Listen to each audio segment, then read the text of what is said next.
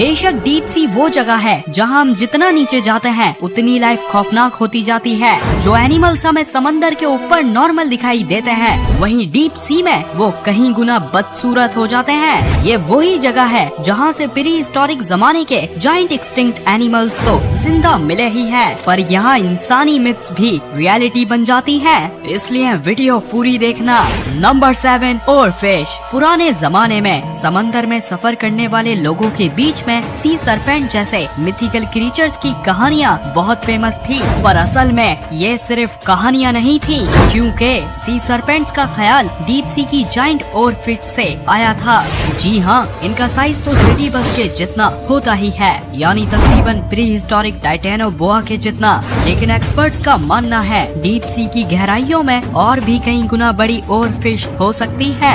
Well, आमतौर में और फिश डीप सी के ट्वाइलाइट जोन में पाई जाती हैं और जापानीज कल्चर में सुनामीज जैसी तबाही लाने के लिए जिम्मेदार भी मानी जाती हैं। यही वजह है इस फिश को डूम्सडे फिश भी कहा जाता है। खैर, जब ये बीमारियां मर रही होती हैं, तो कभी कभार सरफेस में आ जाती हैं, इसलिए नेचुरल डिजास्टर्स से इनका कोई ताल्लुक नहीं है। Number 6, goblin shark. आपने एक्सटिंक्ट हुई हेलिकॉप्टरियन शार्क का सुना होगा। इनके जॉस चेंसो की तरह थे, और तो और इडेस्टस, इनके बारे में भी मैं आपको बता चुका हूँ। इस शार्क के जॉस ऐसे ही थे कि जैसे ग्रेट व्हाइट शार्क के आगे किसी ने सिजर लगा दी हो। खैर, ये दोनों शार्क्स अराउंड 300 मिलियन ईयर्स पहले पाई जाती थी। वेल, आप लोग सोच रहे होंगे अब कहाँ ऐसी प्री हिस्टोरिक शार्क्स जिंदा होती होंगी। गलत सोच रहे हो, क्योंकि मिली है गॉब्लिन शार्क से, जो डीप सी में 125 मिलियन ईयर्स से राज कर रही हैं। इसी वजह से इन्हें लिविंग फॉसिल भी कहा जाता है। और तो और गॉब्लिन शार्क्स अपने जॉस को 0.03 सेकंड्स में एक्सटेंड करके, यानी पलक झपकने से भी 10 गुना तेज, अपने शिकार को मौत एक्सपीरियंस करने से भी पहले निगल जाती है। यही वजह है इनके जॉस एनिमल किंगडम के तेज तरीन जॉस में से एक है। वैसे हाँ, गॉब्लिन शार्क को इनके लुक्स की वजह से मॉडर्न डे के सबसे खौफनाक और बदसूरत तरीन दिखने वाले एनिमल्स में भी शामिल किया जाता है। Number 5, giant isopod. आप अपने घर में कॉकरोच वगैरह को देखकर डर तो जरूर जाते होंगे, लेकिन शायद आपको पता नहीं है डीप सी में आपकी सोच से बड़े बड़े कॉकरोच जैसे आर्थ्रोपॉड्स घूम रहे हैं। जी हाँ, मिलिए जाइंट आइसोपॉड से। ये एनिमल्स जमीन में नाखून के बराबर होते हैं, वहीं डीप सी में इनका साइज 50 गुना और वेट 40,000 गुना ज्यादा होके एक बिल्ली के जितना हो जाता है। इसलिए जाइंट आइसोपॉड्स डीप सी जाइकेंटिज्म की बेहतरीन मिसाल हैं। वेल, मैं आपको बता दूं, आइसोपॉड्स मिलियन ऑफ ईयर्स पहले कार्बोनिफेरस पीरियड में अपीयर हुए थे, जब अर्थ में मॉडर्न दौर के हिसाब से कहीं गुना ज्यादा ऑक्सीजन था। इसी वजह से उस दौर में इस दुनिया के सबसे बड़े आर्थ्रोपॉड्स इवॉल्व हुए थे। इंट्रोडक्शन के लिए जमीन में कार के जितने मिलीपीड्स थे, तो हवा में दुनिया के largest insects giant dragon flies घूम रही थी। ओशन में तो इंसान की हाइट से भी बड़े बड़े शिकारी स्कॉर्पियंस थे। खैर, बाद में ज्यादातर क्लाइमेट चेंज की वजह से वक्त के साथ एक्सटिंक्ट हो गए, पर डीप सी में जाइंट आइसोपॉड जैसे आज भी कुछ बचे हुए हैं, जिन्होंने करोड़ों साल पुरानी कार्बोनिफेरस पीरियड के जाइंट आर्थ्रोपॉड्स की लेगेसी को जिंदा रखा हुआ है। Number 4, deep sea fishes. Fishes का नाम सुनते ही हमारे दिमाग में खूबसूरती आती है। आमतौर में फिशेस अलग अलग कलर या पैटर्न अपने मेट को अट्रैक्ट करने के लिए इवॉल्व करती हैं। लेकिन सोचो, डीप सी जहाँ लाइट ही नहीं पहुँचती, तो वहाँ खूबसूरती मैटर ही नहीं करती होगी। इसलिए डीप सी में हमारे लिए ऐसी ऐसी बदसूरत फिशेस हैं जिन्हें इमेजिन करना भी मुश्किल है। हैग फिश को ही देख लीजिए। इस फिश ने जॉस ना होने के बावजूद माउथ इवॉल्व किया हुआ है। जो भी एनिमल समंदर की रोशनी में मर जाता है, तो डीप सी में उसकी लाश हैग फिश का खाना बनती है। और तो और एंगलर फिश, इन्होंने तो पूरा का पूरा बल्ब इवॉल्व किया हुआ है शिकार को अट्रैक्ट करने के लिए।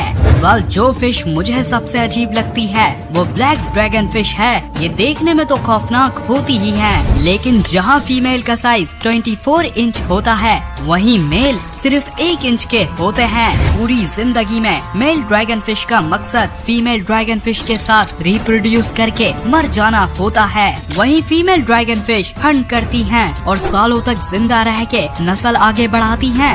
बहरहाल दोस्तों, जो समंदर की सबसे ज्यादा गहराई में फिश पाई जाती है वो स्नेल फिश है। कंपैरिजन के लिए ये माउंट एवरेस्ट की हाइट जितनी गहराई में पाई जाती है। इसी वजह से इन्होंने 1600 हाथियों का वेट हैंडल किया होता है। पर हाँ, इन्हें इनकी परफेक्ट बॉडी की वजह से प्रेशर फील नहीं होता। Number 3, bobbit worms. अगर कोई डीप सी फिशेस को सबसे खतरनाक मौत देता है तो वो बॉबिट वर्म्स ही हैं, क्योंकि ये शिकार को जॉस से अचानक से पकड़ के जिंदा दफनाते हुए खा जाते हैं। हैरानी की बात यह है कि बॉबिट वर्म लंबाई में 2 पार्क बेंचेस के बराबर पहुंच सकते हैं, पर इनकी 90% बॉडी जमीन में ही छुपी होती है, इसलिए ये देखने में काफी छोटे दिखाई देते हैं। सबसे कमाल की चीज तो ये है कि जिस तरह मार्वल के वुल्वरीन और डेडपूल जैसे फिक्शनल सुपर हीरोज अपने आप को डैमेज करने के बाद रीजनरेट कर लेते हैं, तो इसी तरह से अगर मुश्किल से कोई एनिमल बॉबिट वर्म्स में अटैक भी कर दे तो ये अपने आप को रीजनरेट कर लेते हैं। Number 2, deep sea squids. हमें फॉसिल एविडेंस से मालूम था कि डायनासोर्स के जमाने में समंदर में जाइंट स्क्विड पाए जाते थे जो काबिल थे इवन मूसासॉर्स के बच्चों को हंट करने के। अजीब बात ये थी कि मिलियन ईयर्स बाद भी नॉर्दर्न यूरोप की नॉर्स मिथोलॉजी में क्रैकन के नाम से एक जाइंट स्क्विड जैसा क्रीचर मशहूर था, इसलिए साइंटिस्ट को यकीन था कि जाइंट स्क्विड्स मॉडर्न दौर में भी डीप सी में जिंदा हैं। और ऐसा ही होता है जब जाइंट स्क्विड पहली दफा 2004 में कैमरे में कैप्चर कर लिए जाते हैं और यूं ये एनिमल अफसानों से हकीकत बन जाता है। वाल ये साइज में 43 फीट के होते हैं, यानी बड़े शिपिंग कंटेनर के जितने, और बुर्ज खलीफा की हाइट की जितनी गहराई में पाए जाते हैं। पर दोस्तों, ये सिर्फ शुरुआत थी, क्योंकि जब हम समंदर में 7 बुर्ज खलीफा जितना नीचे जाते हैं यानी 19,000 फीट, तो वहाँ हमें एक और स्क्विड की नस्ल जिसे बिग फिन स्क्विड कहा जाता है वो मिलती है। मानो ये ऐसी जिंदा चीज थी कि जिसे साइंटिस्ट ने भी कभी इमेजिन नहीं करा था, क्योंकि ये देखने में किसी एलियन से कम नहीं थे। साथ में बिग फिन स्क्विड के बारे में हम ना होने के बराबर जानते हैं, इवन ये भी नहीं पता ये क्या और कैसे खाते हैं। खैर, सोच के तो ये डर लगता है कि अनएक्सप्लोर्ड ओशन में अभी भी कितनी बड़ी बड़ी और अजीब स्पीशीज घूम रही होंगी जिनसे हम बेखबर हैं।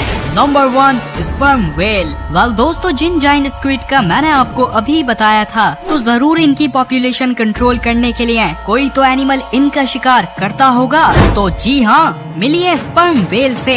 ये बेशक डीप सी के सबसे बड़े प्रेडेटर्स हैं, क्योंकि ये साइज में 5 SUVs के जितनी होती हैं।